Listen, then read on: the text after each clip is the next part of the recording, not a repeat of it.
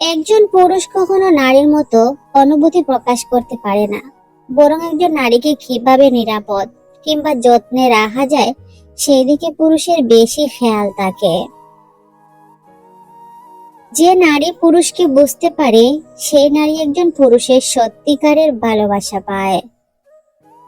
ভালোবেসে বিয়ে করতে চাইলে পরিবার সমাজের বাধা আসবেই, তাই বলে কি প্রিয় মানুষকে ছেড়ে দেব? কখনোই না। একসাথে সারা জীবন থাকতে হলে অনেক কিছু সহ্য করতে হয়, অনেক কিছু মেনে নিতে হয়। পরিবার সমাজ তো কথা বলবেই। এর জন্য মানুষের কথা শুনে সম্পর্ক নষ্ট করতে যাব না। একদিন হয়তো আমার সবকিছু হবে, কিন্তু প্রিয় মানুষকে হারিয়ে ফেললে আর ফিরে পাবো না। তাই মানুষের কথায় কান না দিয়ে নিজের করে রেখে দিব সারা জীবনের জন্য।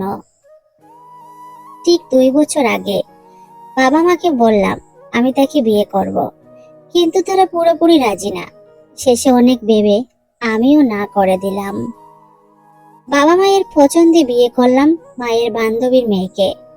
তারপর 2 বছর পর্যন্ত সংসার করি, আর আজ বিচ্ছেদের 42তম দিন। বাবা মা এখন ঠিকই বলেছে, তোর যেখানে ইচ্ছা, যাকে ইচ্ছে তাকে বিয়ে করে বউ করে নিয়ে আয়। কিন্তু সেই নারী স্বামীর সংসার নিয়ে ব্যস্ত সময় পার করছে,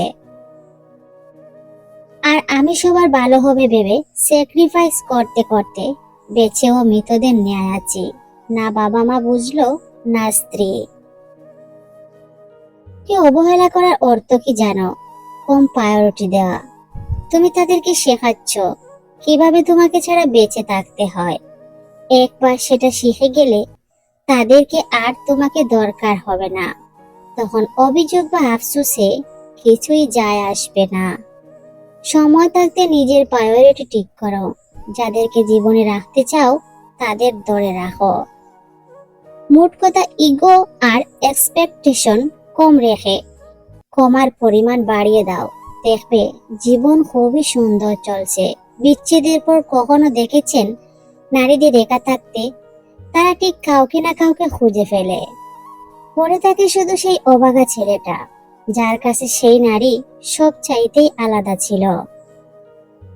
কোনো প্রতিষ্ঠিত পুরুষকে সঙ্গী না বানিয়ে পারলে কোনো বেকার পুরুষকে সঙ্গী বানাও। যে প্রতিষ্ঠাতা হওয়ার পর্যন্ত তার পাশে থেকো। দেখবা সেই বেকার ছেলেটি প্রতিষ্ঠিত হয়ে তোমাকে সে তার রানী বানিয়ে রাখবে। ভালোবাসার সফলতা পেতে হলে ধৈর্য রাখতে হয়। যে ধৈর্য ধরে তার ভালোবাসার মানুষকে ধরে রাখতে পারে, সেই একদিন না একদিন তার ভালোবাসার সফলতা পাবে।